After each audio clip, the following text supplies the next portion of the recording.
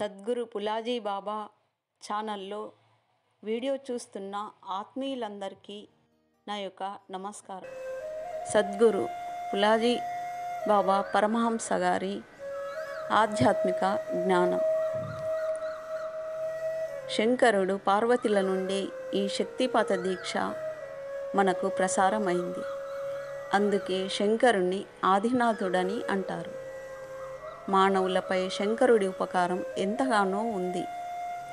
శంకరుడి నుండి ఈ శక్తి ప్రసారం మనకు లభించింది.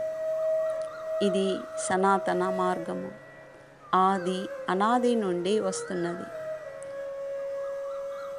శక్తిపాత యోగ రహస్యంలో దీని గురించి వ్రాయబడి ఉంది. ఈ శక్తిపాతము శంకరుడి నుండి మొదలై పార్వతికి ఇవ్వబడింది. పార్వతి నుండి బ్రహ్మ విష్ణులకు, అలా ఒకరి నుండి ఒకరికి ఇలా పరంపరంగా సంక్రమించబడింది.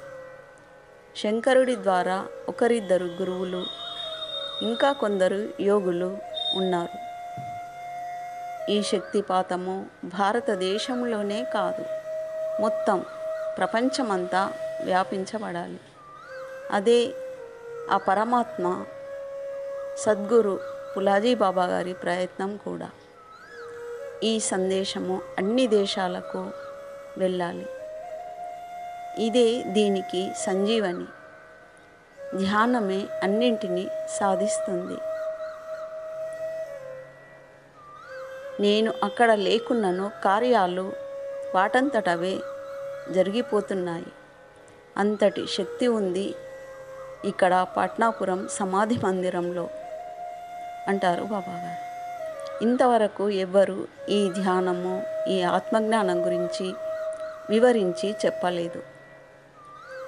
ఈ శక్తిని దానం ఎవ్వరు కూడా చేయలేకపోయారు. కానీ ఈనాడు మహాత్ముల కృప అనేది గొప్ప మంత్రం. ఇది చిన్న మంత్రం కాదు.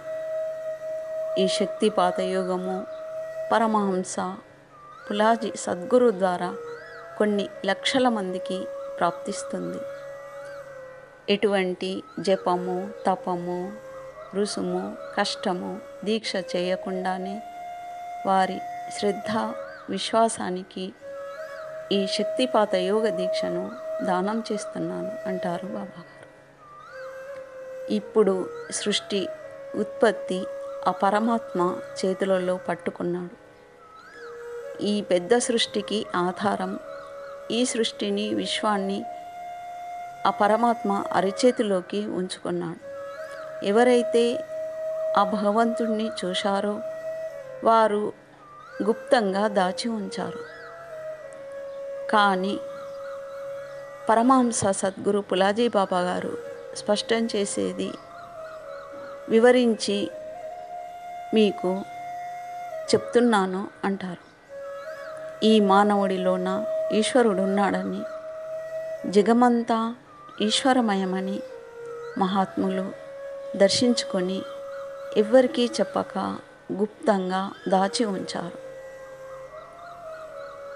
సహజ్ బోల్నే సచ్ ఉపదేశ్ అనగా సహజంగా చెప్పడమే బాబాగారి పరమహంస వారి ఉపదేశం. సహజంగానే ఆ పరమాత్మ ఉపదేశం చెప్పబడుతుంది.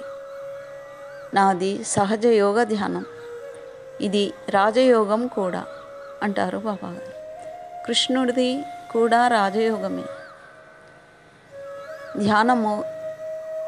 ధ్యానయోగ మార్గం. ఎప్పటి వరకు మీ స్వరూపాన్ని గుర్తించరో అప్పటి వరకు మీకు ఆ భగవంతుడు లభించడు. పరమహంస బాబాగారు ఇలా అంటారు, నాకు తెలుగు భాష వచ్చి ఉంటే ఈ ఆంధ్ర తెలంగాణను ఒక్కసారి ఈ జ్ఞానశక్తి ఖడ్గంతో అందరినీ ఒక్క చైతన్యం చేసేవాడిని. కానీ ఏమి చేయను, తెలుగు భాష స్వప్నంలో భక్తులతో మాట్లాడతాను. సంత మహాత్ముల వద్ద ఇంతటి జ్ఞానం ఉంటుంది. నా అమృత వచనాలను ఎవరైతే విని ఆచరిస్తారో వారికి శ్రీకృష్ణ దర్శనం లభిస్తుంది. ఆచరించని వారికి కృష్ణ దర్శనము కలగదు అంటారు బాబాగారు. సద్గురువుని పాదుకలు మీ హృదయ మందిరంలో దాచుకొని అదే సద్గురు దేవుని పూజ అవుతుంది. ఇంతే విశ్వాసం ఉంచండి చాలు. నేను మీ హృదయ మందిరంలో అంతర్యామినై ఉన్నానంటారు పరమహంస పులాజీ బాబాగారు. నా గురించి నేను చెప్పుకోవడం లేదు. నేను కూడా గృహస్థాశ్రమంలోనే ఉన్నాను, కానీ దానికి చాలా దూరంగా ఉన్నాను. చెరువులో కమలం పువ్వు ఉన్నట్లుగా వాటికి అంటనట్టుగానే ఉన్నాను, అనగా బురదలోని కమలంలా ఉన్నాను. నేను గురువు గురించి, ఆత్మజ్ఞానం గురించి ఇంతగా బోధిస్తున్నాను. అందరూ చదవడము, వ్రాయడము, వినడము ఇదే నిజమని అంటున్నారు. గురువు జ్ఞానాన్ని బోధించడానికి, చెప్పడానికి ఎవరు ముందుకు రావడం లేదనే నా తపన. అందరి కొరకు ఈ ఆత్మజ్ఞానం అంతులేనిది ఉంది. ఇది ఒక సాగరంలాగా అంతులేని తరగని నిధి. ఈ దైవశక్తి నిధిని మీరు ఎంతైనా పొందవచ్చు, కానీ దీనిని స్వీకరించడానికి ఎవ్వరూ తయారు కావడం లేదు. ఆ దైవశక్తి నిధిని ఇవ్వడానికి నేను సిద్ధంగా ఉన్నాను, కానీ మీరు ఒక్కరు కూడా నాపై విశ్వాసం ఉంచండి. దీనికంటే వేరే ఔషధం లేదు. ఇది దివ్యమైన సంజీవని, అమృతం. ఈ శక్తి పాతం, శక్తి జాగృతి ఆ సద్గురు దేవుని పులాజీ బాబా కృపా కటాక్షం వల్లనే ఎన్నో వేల మందికి ఈనాడు వారు జాగృతమవుతున్నారు. వారు నిత్య జీవితంలో ధ్యాన సాధన ఆచరిస్తూ సుఖము శాంతి పొందుతూ సన్మార్గంలో నడుస్తున్నారు. జై సద్గురు పులాజీ बाबा, सब संतान की जय. सांगलं ईश्वर असाच आहे.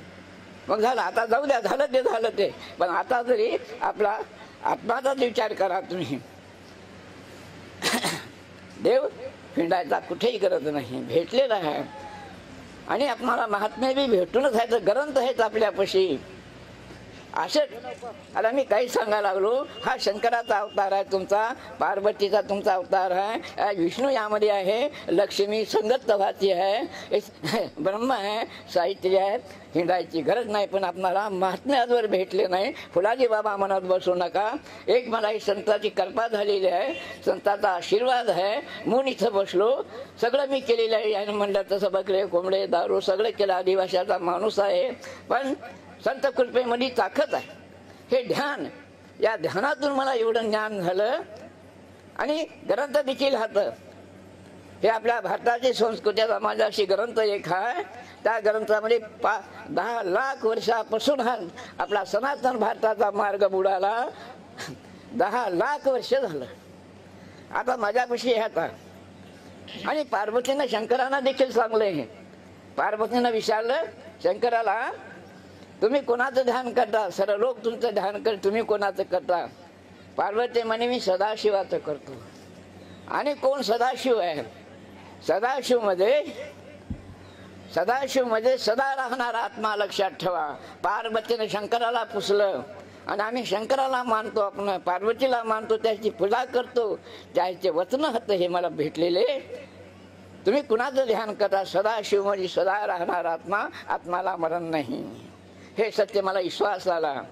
मग मी कशी करू म्हणे.